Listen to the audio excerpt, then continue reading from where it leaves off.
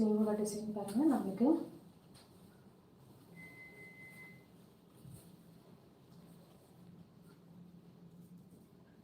இது ரெட்டப்பட்ட பார்டரு. அவங்களுக்கு சின்ன ஸ்லீவ் தான். நம்ம ப்ளைனில் அடித்தா நல்லா இருக்காது. அதனால் 2 பார்டருமே வரணும். சேம் டைம் நம்மளுக்கு வந்து இங்கே கீழே எட்ஜில் அடித்தா சரி வராது. பார்டர்லாம் ரொம்ப இதுவாகும். அதனால் இப்படி அடிச்சுட்டு மார்க் பண்ணிக்கலாம்.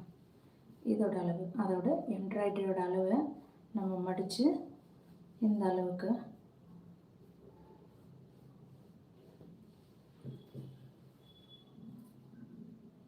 நம்மளுக்கு இதில் பார்டர்லையும் பாதி கிடைக்கணும்.